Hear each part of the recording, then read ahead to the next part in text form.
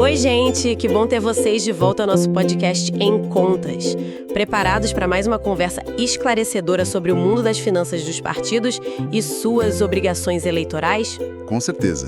E hoje também vamos manter nosso compromisso. Transformar o complicado em simples. Sem firulas, sem enrolação. Direto ao ponto. Este podcast foi feito para todos que lidam com essas questões. Este é o nosso 7º episódio da temporada de 2022 da série Julgamentos do TSE, Prestações de Contas de Diretórios Nacionais.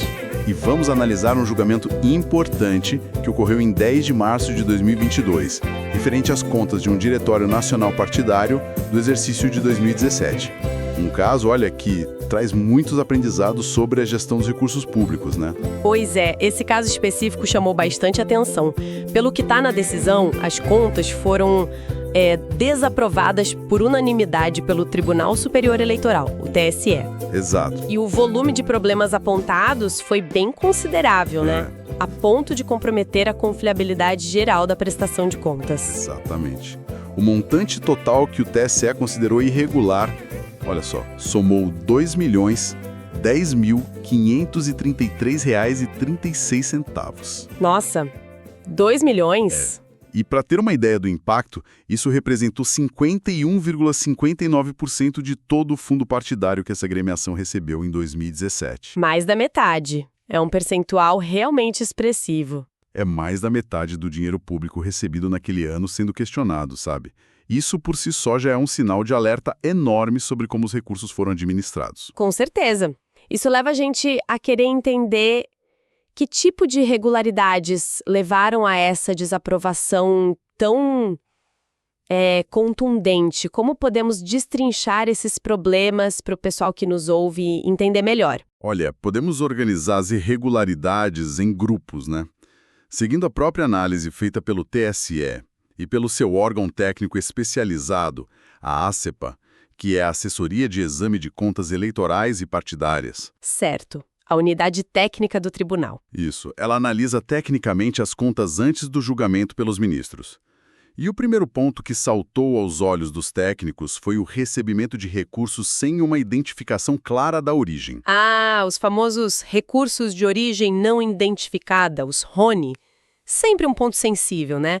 Porque toda a legislação sobre financiamento partidário bate muito na tecla da transparência. É preciso saber de onde vem o dinheiro que financia os partidos, até para garantir que não venha de fontes proibidas pela lei, certo? Perfeito. Transparência é a palavra-chave aqui. Neste caso concreto, foram identificados R$ 31.626,09 que entraram na conta bancária destinada a outros recursos do partido. Sei. Só que a documentação não comprovava quem fez o depósito ou a transferência, sabe?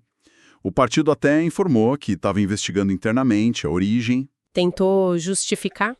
Mas no fim das contas não apresentou os documentos que comprovassem essa origem durante o processo. Faltou a prova. E qual foi a consequência disso no julgamento? O que acontece com esse dinheiro de origem assim misteriosa? A consequência foi direta. O TSE determinou que esse valor, os R$ 31.626,09, fosse devolvido ao Tesouro Nacional. Ah, devolvido. E um detalhe importante. Essa devolução tem que ser feita com recursos próprios do partido. Não pode usar mais dinheiro do fundo partidário para cobrir essa falha, entende? Entendi. É uma forma de responsabilizar mesmo a agremiação pela falta de controle e transparência. Exatamente. Certo. Então, a primeira lição aqui é controle rigoroso sobre a origem de todo e qualquer recurso que entra nas contas do partido. Agora, você mencionou que esse foi o primeiro ponto. Qual foi o bloco de irregularidades mais pesado, que mais contribuiu para aquele percentual de mais de 50% de problemas? Aí entramos nas irregularidades encontradas no uso dos recursos do fundo partidário. E aqui o valor é bem mais substancial, olha. R$ 1.791.943,31 foram considerados gastos de forma irregular. 1.700.000. Pois é. E que também precisam ser devolvidos ao erário. A principal razão, o denominador comum da maioria desses problemas, foi a falta de comprovação adequada dos gastos e principalmente da sua conexão com a atividade partidária.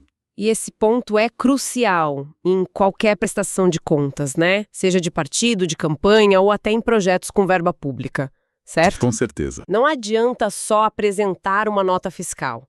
É preciso demonstrar que aquele gasto foi real, que o serviço foi prestado ou o bem foi entregue e que aquilo serviu a um propósito ligado às finalidades do partido.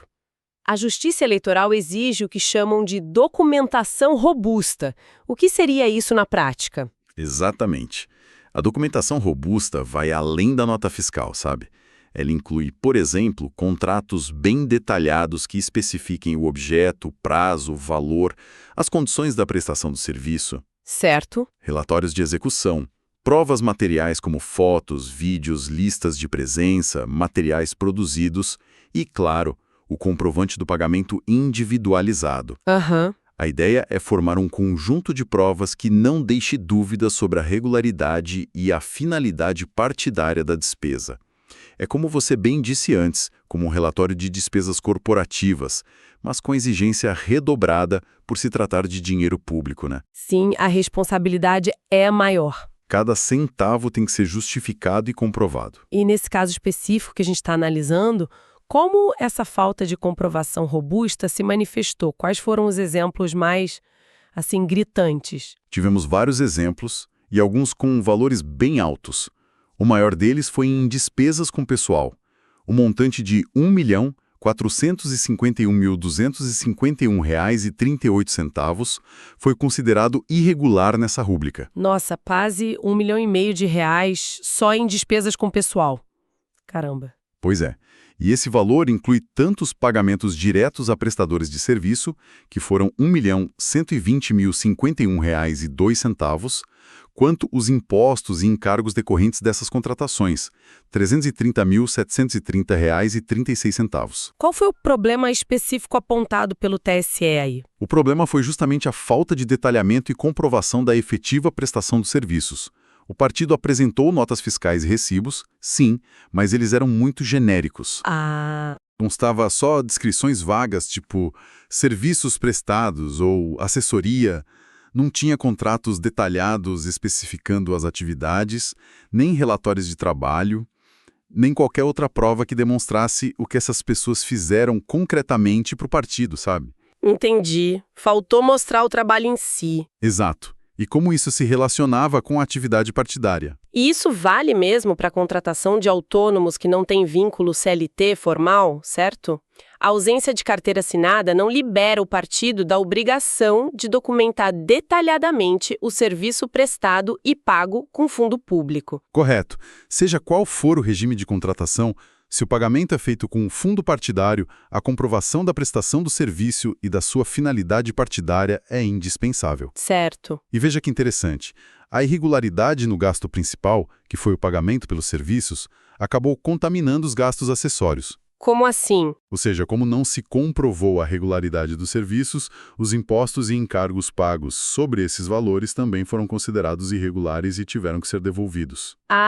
Faz todo sentido. É um efeito cascata, né? Se a base está irregular, o que deriva dela também fica comprometido. Perfeito. Além das despesas com o pessoal, que outros gastos tiveram problemas de comprovação? Outro ponto que chamou bastante atenção foi o uso de uma prática considerada irregular pelo TSE, os cheques guarda-chuva. Cheques guarda-chuva? Essa é nova para mim. Explica melhor o que é isso e por que é irregular. Imagina assim, você tem que pagar o aluguel, a conta de luz e a internet do escritório do partido. 3 despesas diferentes, 3 fornecedores diferentes. Ok. Em vez de fazer um pagamento para a imobiliária, um para a companhia de energia e um para o provedor de internet, o partido emitia um único cheque de um valor alto para um funcionário ou dirigente. E essa pessoa ficava responsável por fazer os diversos pagamentos menores. Isso é um cheque guarda-chuva. Cobre várias coisas. Entendi. Concentra vários pagamentos num só. E por que isso é um problema para a Justiça Eleitoral? Parece prático, né? Pode parecer prático, mas o problema é a perda de rastreabilidade e transparência. A legislação eleitoral, especificamente a Resolução TSE número 23.464 de 2015, que regulava as contas daquele ano... Certo, a norma da época. Isso. Ela exigia, e as normas atuais continuam exigindo, que os pagamentos sejam feitos de forma individualizada, direto ao beneficiário final. Direto na conta de quem prestou o serviço. Exatamente, por meio de cheque nominativo cruzado ou transferência bancária identificada. Isso permite que a fiscalização siga o caminho do dinheiro e verifique se quem recebeu era de fato o fornecedor. Claro. Com o cheque guarda-chuva, esse controle se perde. Você sabe quem sacou o cheque inicial, mas não tem certeza absoluta se o dinheiro chegou corretamente a todos os destinatários finais. Entendi. Fica uma ponta solta. Exato. Por isso, o TSE considerou essa prática uma irregularidade grave, que também exigiu o ressarcimento do valor total envolvido, que foi de R$ 148.797,45. Quase R$ 150 mil. Claríssimo. Mais uma prática a ser evitada. A regra é um pagamento para cada despesa direto na conta do fornecedor. E a lista de problemas com comprovação parou por aí? Infelizmente não. A lista continuou com outros tipos de despesas. Meu Deus! Despesas com imóveis. R$ 19.044,42 foram considerados irregulares. Parte disso, R$ 15.450, porque o partido não apresentou o contrato de locação de um dos endereços utilizados. Sem contrato, como verificar as condições do aluguel, né? E a própria necessidade do imóvel. Sem dúvida. A outra parte, R$ 3.594,42, se referia a pagamentos adicionais por um box de armazenamento, mas também sem contrato e sem justificativa clara. Faltou papel, faltou clareza. Isso. Transporte e deslocamento. Um valor pequeno, R$ 417,02, referente ao envio de material institucional. Foi glosado. Faltou a prova do envio efetivo, sabe? Um comprovante dos Correios ou da transportadora que detalhasse o que foi enviado e para onde. Mesmo pequeno, tem que comprovar. Tem que comprovar. Serviços advocatícios. Aqui o valor foi mais significativo. R$ 63 mil considerados irregulares. 63 mil? Havia um contrato, mas ele era extremamente genérico, falando só em assessoria jurídica integral. O TSE entendeu que isso não era suficiente. Faltou especificar o trabalho. Faltou detalhar quais ações foram tomadas, quais peças foram produzidas, quais pareceres foram emitidos, enfim, provas concretas da atuação dos advogados em benefício do partido naquele ano específico. E entendi. A descrição genérica não passou. Não passou. Serviços de informática. Mais R$ 19.149,42 foram mantidos como irregulares. A documentação também foi considerada genérica ou insuficiente para comprovar serviços como fornecimento de recortes eletrônicos de notícias, customização de sistemas, hospedagem de sites, etc. Padrão parecido, né? Sim. E é interessante notar aqui que outros R$ 28.720 gastos com outra empresa de TI foram aceitos. Por quê? Porque as notas fiscais eram mais detalhadas e permitiram entender melhor o serviço prestado. Olha aí a diferença que o detalhe faz. Faz toda a diferença. Outras despesas. Até um gasto pequeno, de R$ 248,40, para um tal de sistema de suporte para fundo infinito, foi considerado irregular. A descrição era tão genérica que o TSE não conseguiu estabelecer nenhuma ligação com a atividade partidária. Fundo infinito. Realmente, difícil conectar. Percebe-se um padrão muito claro em todos esses exemplos, né? É a falta de detalhamento nos documentos, a ausência de provas de que o serviço foi realmente executado ou o bem foi entregue. Exato. E uma dificuldade em demonstrar como aquele gasto específico se conecta com as necessidades e as atividades do partido. A lição que fica é sobre a qualidade e o nível de detalhe da documentação que a Justiça Eleitoral exige. Não pode ser nada genérico, né? De jeito nenhum. A régua da comprovação é alta. E com razão, pois estamos falando de dinheiro público. Mas é interessante notar também que a análise do TSE não é assim automática, sabe? Houve casos em que a área técnica ou o Ministério Público apontaram irregularidades que o plenário do tribunal acabou afastando. Isso é importante. Mostra que há espaço para defesa e que a análise considera as particularidades de cada situação. Quais foram esses casos? Um deles envolvia R$ 116.624 pagos a uma empresa administradora de imóveis. O Ministério Público Eleitoral questionou, mas o TSE entendeu que se tratava do pagamento do aluguel da sede nacional do partido. Um gasto essencial, né? Claramente vinculado à atividade partidária e estava comprovado. Então, foi afastada a irregularidade.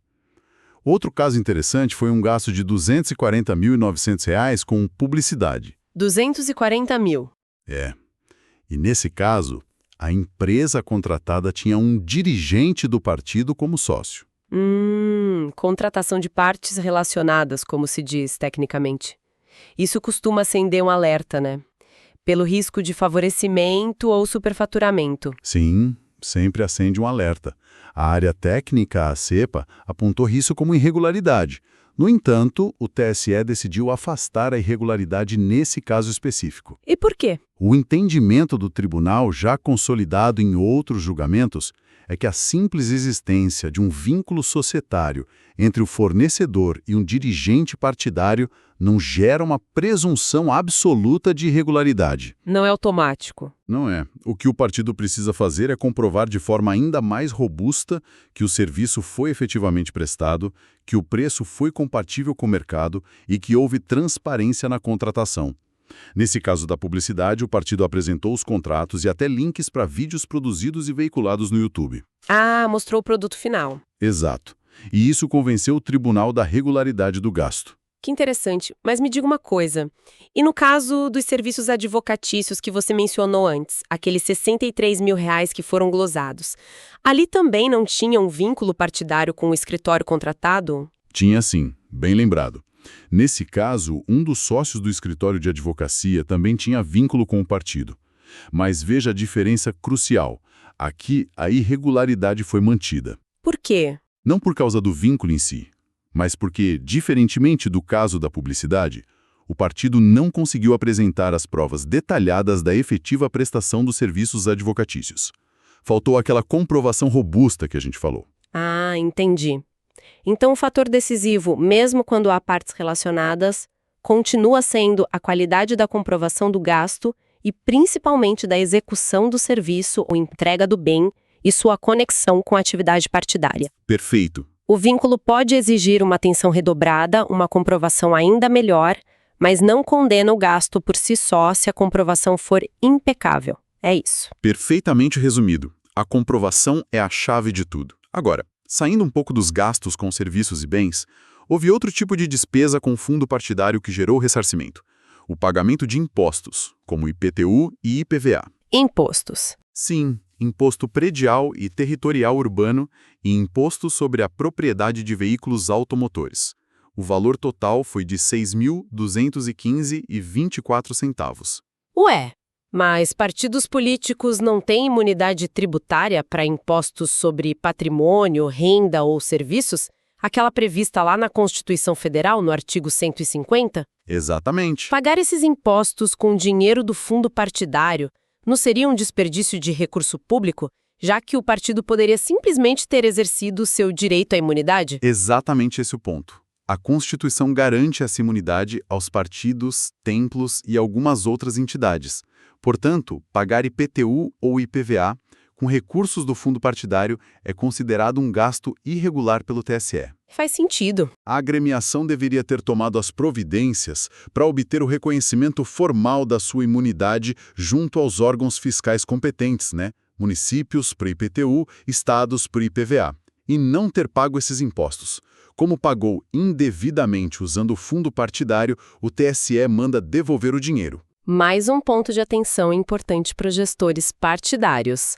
Fiquem atentos aos direitos tributários do partido para não usar fundo partidário onde não é necessário.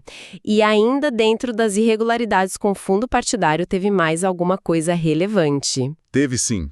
A questão da insuficiência no repasse de recursos para a fundação partidária. A Lei dos Partidos Políticos, a 9.096 de 95, exige que, no mínimo, 20% do total do fundo partidário recebido pelo Diretório Nacional seja destinado à criação e manutenção de uma fundação. Aquela fundação de pesquisa, doutrinação e educação política, né? Isso mesmo, para pesquisa, doutrinação e educação política. E o partido não cumpriu esse percentual mínimo de 20% nesse exercício de 2017? Não cumpriu Após os cálculos e ajustes feitos pela área técnica, ficou constatado que faltaram R$ 41.562,02 para atingir o mínimo legal de 20%. 41 mil? O partido até reconheceu a falha no processo, alegou que teria sido um erro de registro contável, mas isso não afastou a irregularidade, claro. O TSE determinou que esse valor faltante também fosse devolvido ao erário, com recursos próprios do partido. Entendi. Ou seja, além de gastar corretamente, os partidos precisam cumprir essas destinações obrigatórias que a lei estabelece. E essa dos 20% para a fundação é uma delas, bem importante. Correto. E isso nos leva a outras duas irregularidades importantes que, embora não tenham gerado um ressarcimento imediato ao Tesouro Nacional do valor total da falha, tiveram consequências sérias e pesaram bastante na decisão de desaprovar as contas. Quais foram elas? Fiquei curiosa agora. A primeira foi o descumprimento de outra destinação obrigatória, a aplicação mínima de 5% do fundo partidário para incentivo à participação da mulher na política. Ah, sim, a cota feminina. Exato. Essa regra também está na Lei dos Partidos, no artigo 44, inciso V, e é uma ação afirmativa fundamental para tentar equilibrar a subrepresentação feminina nos espaços de poder, né?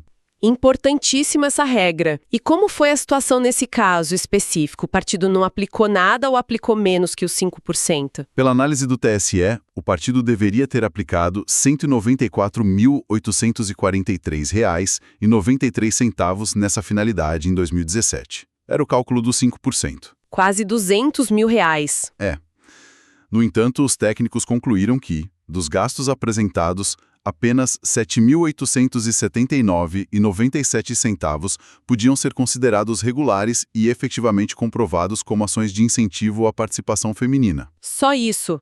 7 mil de quase 200. Só isso.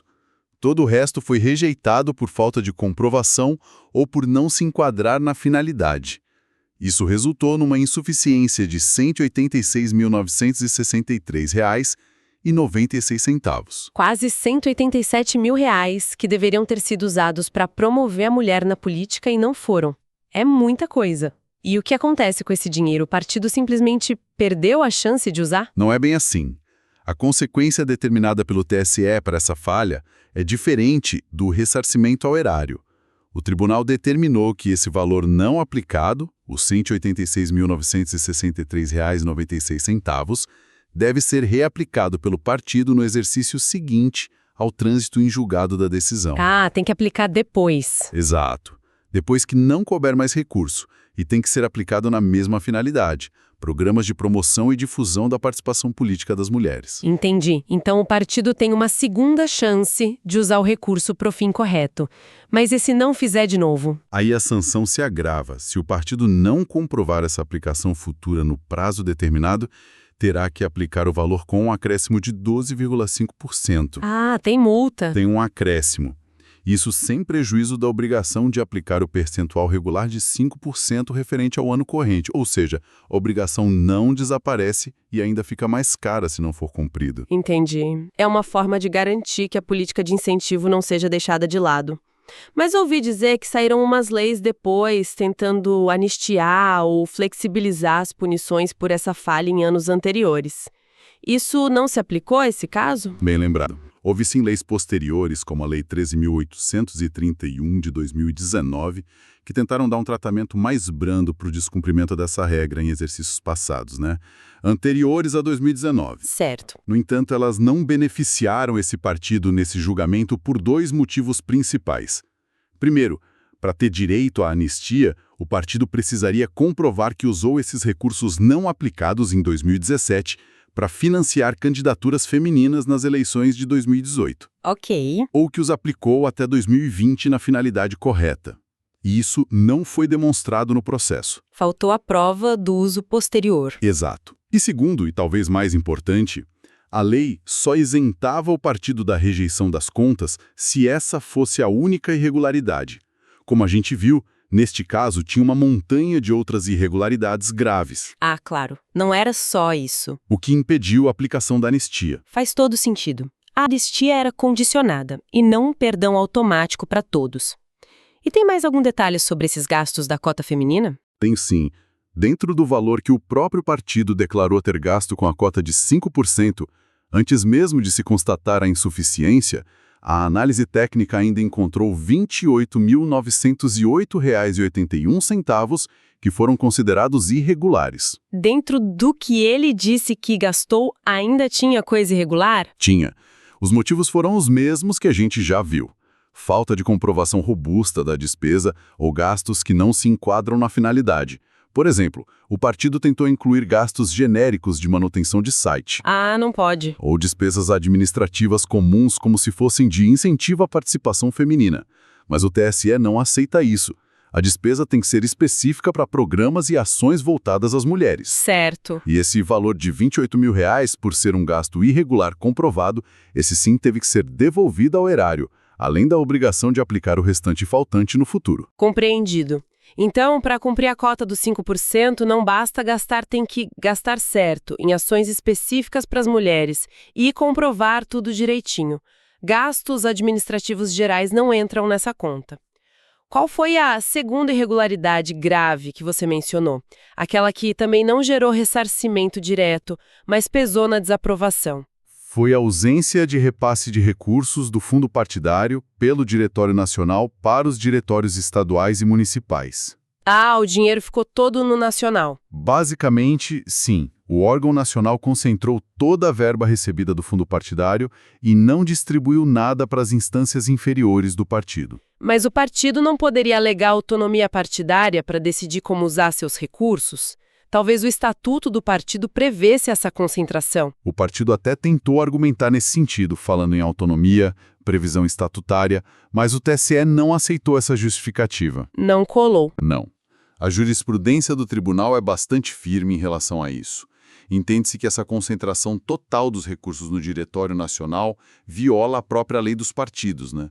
O artigo 44, incisos I e 3, que prevê a aplicação de recursos também na manutenção das sedes e serviços do partido em nível estadual e municipal. Certo, tem que ter estrutura nos estados também. Exato. Além disso, essa prática prejudica o caráter nacional que as legendas devem ter e inviabiliza o funcionamento democrático e a capilaridade do partido nos estados e municípios. Entendi. O TSE considera essa uma falta grave, que por si só já poderia levar à desaprovação das contas. E ainda mais porque no caso dessa agremiação específica, essa falha era reincidente, já tinha acontecido em anos anteriores. A reincidente ainda por cima. Aí pesa mais. Com certeza. Entendi. Então a autonomia partidária tem limites, especialmente quando se trata da distribuição de recursos públicos como o fundo partidário. A lei e a jurisprudência exigem uma certa descentralização para garantir a estrutura partidária em todo o país. Além de todas essas irregularidades de fundo, teve problemas mais formais também. Sim.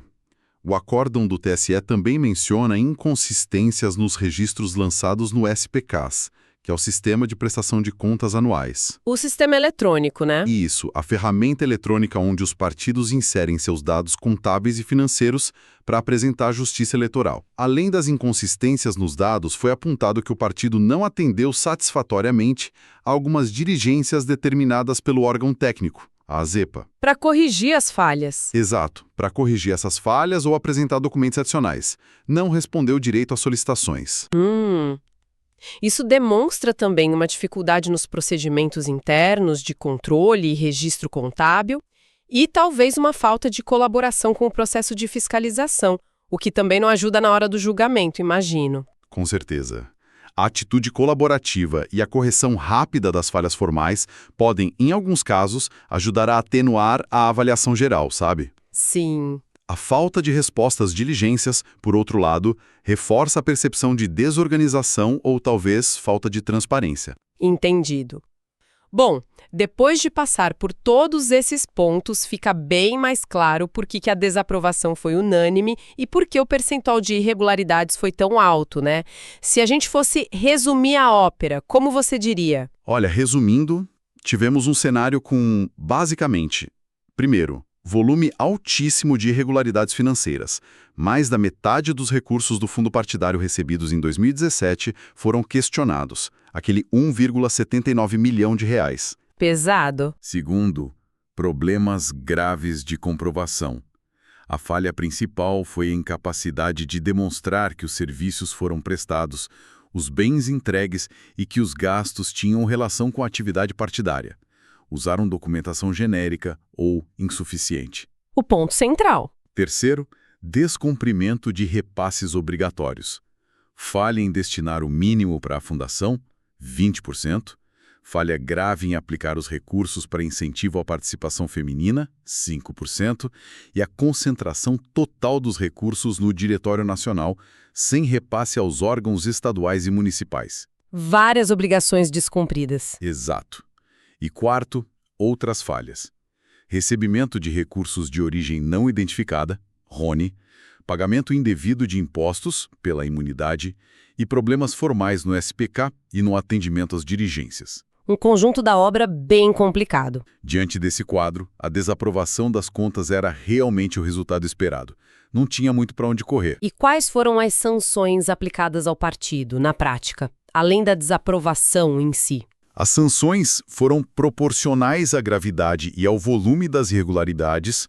Foram 3 principais. Certo. Primeiro, devolução ao erário. O partido foi condenado a devolver um total de R$ 1.823.569,40. Quase 2 milhões para devolver. É a soma do R$ 1.790.000 do uso irregular do fundo partidário, mais os R$ 31.000 do RONE. E essa devolução tem que ser feita com recursos próprios do partido, devidamente atualizados. Recursos próprios não do fundo. Importante. Isso. Segundo, multa. Além da devolução, foi aplicada uma multa de 10% sobre o valor considerado irregular do fundo partidário, ou seja, 10% daquele 1,79 milhão. E como paga essa multa? Ela será descontada dos repasses futuros do fundo partidário que o partido receberia, de forma parcelada ao longo de 6 meses. Então afeta o caixa futuro do partido. Afeta diretamente. E terceiro, obrigação de aplicação futura mulheres. Como falamos, o partido ficou obrigado a aplicar aqueles R$ 186.963,96 que faltaram no programa de incentivo à participação feminina. A segunda chance. Isso. Essa aplicação deve ocorrer no exercício seguinte ao trânsito em julgado da decisão e, se não for cumprida, vai ter aquele acréscimo de 12,5%. Sanções bem pesadas, sem dúvida. Sim. A devolução de quase 2 milhões com recursos próprios pode impactar seriamente as finanças do partido. Com certeza. E a multa e a suspensão de cotas do fundo também afetam o caixa. Isso nos leva às lições que podemos tirar desse caso. Você mencionou no início que ele era emblemático. O que ele nos ensina de mais importante? Acho que a primeira e mais forte lição é a necessidade absoluta de comprovar. Não só que o dinheiro saiu da conta do partido, mas que o serviço contratado foi efetivamente realizado, o que o bem comprado foi realmente entregue. A prova da execução. Exato. E, mais do que isso, é crucial demonstrar de forma inequívoca a ligação direta e clara desse gasto com a atividade partidária. Não pode haver dúvidas sobre a finalidade pública do recurso. É como se fosse preciso montar um pequeno dossiê para cada despesa relevante, né? Com o contrato, a nota fiscal detalhada, o comprovante de pagamento individualizado e as provas da execução, tipo relatórios, fotos, listas. Isso mesmo. Faltando uma peça importante desse quebra-cabeça, a Justiça Eleitoral pode considerar tudo irregular. É quase como apresentar um projeto completo. Você precisa do plano, que seria o vínculo com a atividade partidária, das notas fiscais, o gasto em si, e das fotos da obra pronta, a comprovação da execução. Exatamente. Essa analogia do projeto é ótima. E aí entra a segunda grande lição, o caráter pedagógico de um julgamento como esse. Pedagógico? Como assim? Ele não serve apenas para punir o partido que errou, mas funciona como um estudo de caso valioso para todos os outros partidos, seus dirigentes, contadores, advogados, qualquer pessoa que trabalhe com finanças partidárias. Ah, um exemplo prático. Isso. Ele demonstra na prática as consequências de não seguir as normas à risca, da documentação inadequada, do descumprimento das destinações obrigatórias. As sanções financeiras são altas e o impacto na imagem e na credibilidade da agremiação também é negativo. Serve de alerta para os outros, sabe? Olha, não faça isso. Entendi. Aprender com o erro alheio, basicamente.